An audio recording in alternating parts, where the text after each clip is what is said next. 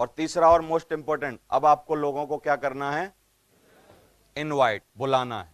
और ये एक कला है, बहुत ही मुश्किल काम है शुरुआत में। और इनवाइट करना, मैं सब लीडर्स को आपको बोल देता हूं, इनविटेशन कोई भी रोल नहीं है कि आप बड़े अपलाइन बन गए तो इनविटेशन नहीं करेंगे।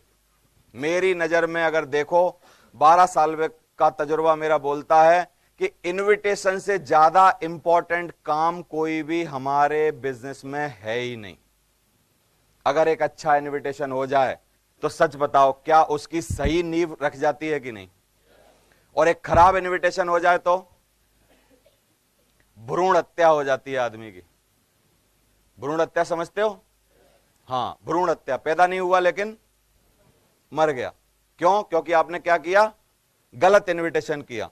याद करो 28 सितंबर 2003 का दिन, 27 का, एक दिन पहले आए थे वो मेरे को बुलाने के लिए। अगर वो मेरे को गलत इनवाइट करते, कुछ गलत तरीका अपनाते, कुछ और बोलते, तो एक भ्रूण हत्या हो जाती कि नहीं आपके सामने जो मैं खड़ा हूं? क्या हो सकता था उसका? अभी क्या होता उसका उपाय? आज की शाम 4:30 बजे मैं कहीं पेन लेके रेनॉल्ड्स का किसी कोचिंग में दड़वे में 20x10 के दड़वे में टेबल कुर्सी के सामने 5 पागल लोगों के सामने बैठा होता और उन लोगों को कोई अकाउंट स्टेटिक्स कुछ पढ़ा रहा होता। मेरी बीवी आज भी इस वक्त भी मेरे को गाली दे रही होती, माँ बाप मेरे पे अफसोस जता रहे होते, भाई बहन मेरे जितने हैं वो सोचते कि साला एक और पागल पड़ के हो गया हमारे घर में, ना सुनता ना किसी को कुछ करता, ना इसको देने को कुछ है। और जीवन में मेरे बच्चे मेरे को कोस रहे होते कि इसने हमको पैदा क्यों किया। सच बताओ, बोलो। एक सही इनविटेशन ने ये सारी कहानी क्या कर दी, चेंज कर दी। समझ आ रहा है आपको? तो सही इनविटेशन बहुत जरूरी है। कितने लोग इनवाइट करेंगे यहां से जाने के बाद? हर आदमी से बातें करेंगे, इनविटेशन करके लाने की कोशिश करेंगे। एक अच्छा इनविटेशन करना एक कला है। सबसे पहले जिसको भी इनवाइट करने जाओ वो आपकी लिस्ट में होना चाहिए। सही है? अब जब भी लिस्ट में आपके बंदा है, तो जब भी आप रास्ते में जा रहे हो, अगर अपने अपलाइन को लेके जा रहे हो, तो थोड़ा थोड़ा ओवरव्यू उसके बारे में अपने अपलाइन को दे दो कि वो क्या करते हैं, कहां रहते हैं, कितने भाई बहन हैं, कितने पढ़े हैं, क्या पोजीशन है, क्या है, कितने दिन की वर्किंग है, क्या चीज है, कितनी उम्र है, क्या है, बच्चे कितने हैं, शादी कब हुई थी, क्या परेशानी है, क्या है जीवन में, क्या चल रहा है, सारी चीजें थोड़ा थोड़ा आप बता दोगे तो इनवाइट करना, सच बताओ, थोड़ा आसान हो जाएगा कि नहीं हो जाएगा? थोड़ा ओवरव्यू मिल जाएगा तो थोड़ा सा आसान हो जाएगा। तो फर्स्ट है कि जिसको भी ले जा रहे हो या जिसके पास जा रहे हो उसके बारे में प्री में तैयारी करके जाओ। इसको हम लोग बोलते हैं सस्पेक्टिंग। क्या बोलते हैं? सस्पेक्टिंग। सस्पेक्टिंग का मतलब है जो भी हमारा प्रोस्पेक्ट है उसके बारे में थोड़ा सा ज्ञान अगर हमको पहले से है, हमने थोड़ी तैयारी की हुई है, तो इसका मतलब हमारी सस्पेक्टिंग अच्छी है तो प्रोस्पेक्टिंग भी अच्छी होनी है। अगर हमारी सस्पेक्टिंग सही नहीं है तो प्रोस्पेक्टिंग भी सही नहीं होगी। समझ आ रहा है? तो सस्पेक्टिंग मतलब जानबूझ के तैयारी करके जाओ, थोड़ी सी ओवरव्यू लेके जाओ। फिर जब जाओ तो सबसे पहला सवाल उनको पूछो कि भाई साहब कैसे हो, ठीक ठाक हो? और सबसे पहला पूछो कि कल या संडे को या इतवार को सुबह 10:30 बजे क्या कर रहे हो। क्लियर द नाइट करो, मतलब टाइम लो पहले। अब 2 तरीके के जवाब आएंगे। एक बोलेगा आदमी कि जी इतवार को बिजी हूं, तो अब आपका सवाल क्या होना चाहिए कि सर बहुत ज्यादा इंपॉर्टेंट चीज है जिसमें बिजी हो या कोई नॉर्मल चीज है कि जिसमें बिजी हो। फिर जवाब 2 आएंगे, बोलेगा या तो बहुत इंपॉर्टेंट चीज है जिसमें बिजी हूं, अगर बहुत इंपॉर्टेंट आपको लगे, बहुत जरूरी है, तो अब अपनी बात बंद कर दो। समझ आ रहा है आपको? जैसे वो बोले कि नहीं नहीं मेरी मौसी हॉस्पिटलाइज्ड हैं और मेरे को क्या है, मौसी को सेवा के लिए जाना पड़ता है, खाना वाना मेरे को ले जाना पड़ता है, बड़ी क्रिटिकल कंडीशन है, उनको कैंसर डिटेक्ट हो गया है और ऐसे ऐसे हो रहा है और 7 दिन से हम लोग अस्पताल में हैं। अभी आपके हिसाब से सिचुएशन कैसी है? क्रिटिकल है, नॉर्मल है? क्रिटिकल है ना? तो अब क्रिटिकल पोजीशन में, क्योंकि उसके दिमाग की स्थिति कुछ और है अभी, तो अभी आप कुछ भी पेलोगे, उसको समझाने की कोशिश करोगे तो वो खराब हो जाएगा। तो क्लियर द नाइट जो पहला क्वेश्चन है वो इसलिए है क्योंकि जब आप उसकी स्थिति आपको पता चल गई तो अभी आप स्टॉप हो जाओ, अब कुछ मत बोलो। अब जाने के लिए कुछ तो बोलना पड़ेगा, वापस जाना है तो उसको बोलो कि सर मैं चाहता था कि आपकी जिंदगी में कुछ एक बाहर आए, रोशनी आए, कुछ एक नई चीज आपको मिले, लेकिन क्योंकि अभी कंडीशन मेरे को पता चल गई तो मैं माफी चाहूंगा। 7 दिन 10 दिन बाद जब आपकी माताजी की थोड़ी तबीयत सही हो जाएगी, थोड़ा सा अच्छे हालात हो जाएंगे, फिर हम लोग दोबारा से मिलते हैं। तब तक के लिए मेरी शुभकामनाएं, उनकी जल्दी तबीयत सही हो। और मेरे को भी अगर मौका मिला तो मैं जरूर अस्पताल में एक बार उनको दर्शन करने के लिए, आशीर्वाद लेने आऊंगा। मेरी बात समझ आ रही है कि नहीं आपको? आ रही है? तो क्लियर द नाइट किया तो हम आगे की तकलीफों से बच गए। कई लोग क्या करते हैं, गोली भर के जाते हैं, तैयार एकदम 7 लोड करी हुई हैं, और कुछ नहीं पूछते। उसने कहा, अरे फ्री हो, टाइम वाइम है, रहोगे जिंदगी भर।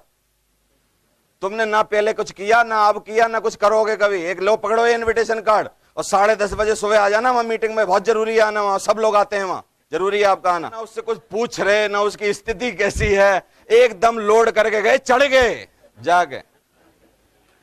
और कानपुर में तो ऐसा ही है, बिना रोके थामे चढ़ जाते हैं। समझ आ रहा है?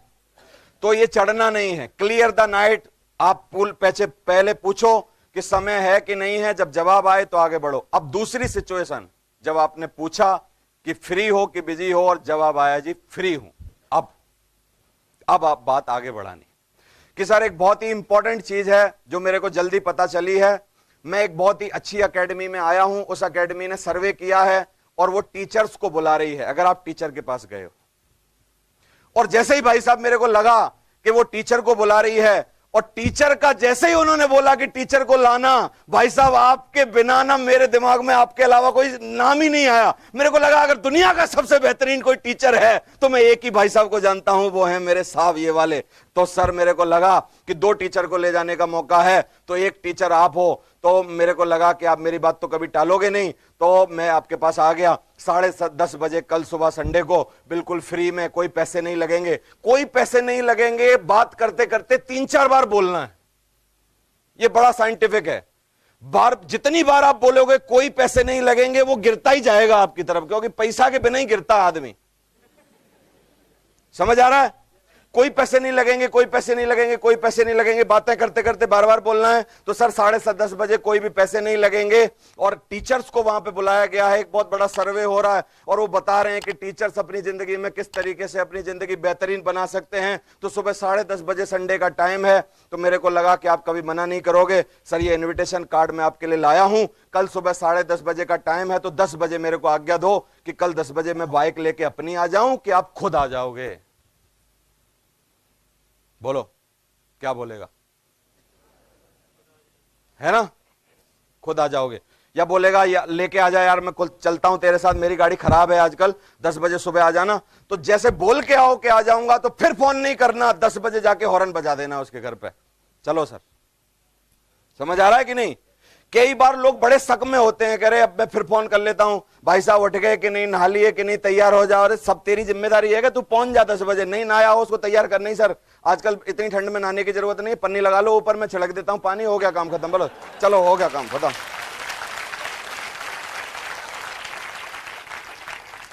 क्योंकि सर बहुत ठंड में नहाने की जरूरत नहीं होती है, ऐसा माना जाता है। ऋषि कह के गए हैं कि किसी नहाए हुए आदमी का स्पर्श कर लो तो नहाई माने जाते हो। हाथ मिलाओ मेरे से, मैं नहा के आया हूं, आप भी नहाए हुए होगे, कपड़े पहनो, चलो सर जल्दी चलते हैं। नहाए हुए आदमी का स्पर्श करने से ठंड में आदमी नहाया हुआ माना जाता है। तो जाओ और उसको लेके आओ। लेके आने का वादा किया है तो लेके आओ, खुद आने का वादा किया है तो उनको सुबह बोलो कि सर आ जाओ, इंतजार कर रहा हूं।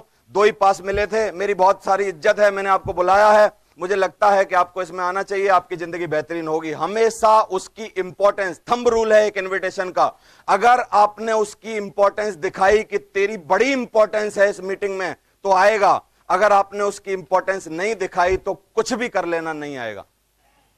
थंब रूल है इनविटेशन का। मैं आपका रिश्तेदार हूं, मान लो मैं आपको इनवाइट करने आया हूं, मेरे भाई की शादी है, मैं आपको बोल रहा हूं कि आप आ जाना और देख लेना, नहीं भी आओगे तो कोई बात नहीं, तुम जैसों को बुलाने की जरूरत भी नहीं है। इतना कौन सा तुमने वो कर दिया। मैं तो गली से निकल रहा था, मेरे को याद आई, एक मेरा यहाँ भाई भी रहता है, तो मेरे को लगा लाओ भाई की शादी है तो दे ही देते हैं इनको भी कार्ड, वैसे तो क्या है, देख लेना सर आएगा। अब दूसरा देखो, मैं बोल रहा हूं कि भाई साहब गणेश जी भगवान को कार्ड चढ़ाने के बाद मंदिर में जैसे ही पहला कार्ड चढ़ाया, दूसरा नाम मेरे दिमाग में आया कि मेरे मौसी के भाई हैं, सबसे बुजुर्ग हैं हमारे खानदान में, इनसे बड़ा कोई हो ही नहीं सकता, और इनका तजुर्बा इतना, शादियां इतनी करी हैं इन्होंने, एक बार अगर आके खड़े हो गए, मेरी पीठ थपथपाती तो बहुत बढ़िया शादी होगी। और भाई भी कह रहा था कि अगर वो भाई साहब नहीं आए तो मैं घोड़ी चढ़ूंगा नहीं, तो मैंने सोचा कि मैं सबसे पहले आपके पास आऊं, आपका आशीर्वाद लूं। तो भाई साहब लो, आपके छोटे भाई की शादी है, उपस्थित होना, तीनों दिन आना। बोलो क्या बोलेंगे? क्या थंब रूल है इनविटेशन का? You have to show his importance, है कि नहीं? आपको उसकी इंपॉर्टेंस बतानी है। You are the very important of this meeting. समझ आ रहा है कि नहीं? अगर आप ये अनुभव करा पाए, आदमी रुक ही नहीं सकता, आएगा। समझ आ रहा है? तो इंपॉर्टेंस बताओ, जाओ, इनविटेशन करो और लाओ लोगों को। 5 बातें कभी भी इनविटेशन में नहीं बोलनी, वो थंब रूल है। एक, कंपनी का नाम। दूसरा, पैसे कितने लगेंगे। तीसरा, काम क्या करना पड़ेगा। चौथा, जल्दबाजी नहीं करनी। पांचवा, रिक्वेस्ट करके नहीं लाना। सही है? ये कुछ लोग कैसे इनविटेशन करते हैं, गलत इनविटेशन, कि भाई साहब 8,000 रुपए हैं तुम्हारे पास? कि नहीं, बताओ क्या काम है? कि नहीं, वो 8,000 हो तो 1-2 सूट खरीद लेते और 2 आदमी बना देते और थोड़े दिन बाद 40 लाख रुपए आ जाते। अब ये बताओ, प्लान में ला रहे हो तो 1.5 घंटा हमारे लिए बताने को छोड़ा क्या है तुमने?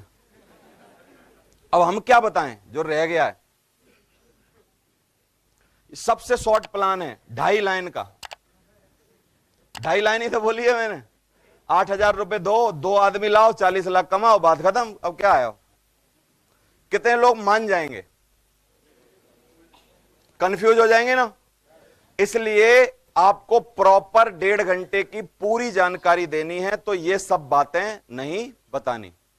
दूसरा, इनविटेशन पर थंब रूल है कि कभी भी इनविटेशन के टाइम पर चाय बिस्कुट के चक्कर में नहीं पड़ना है।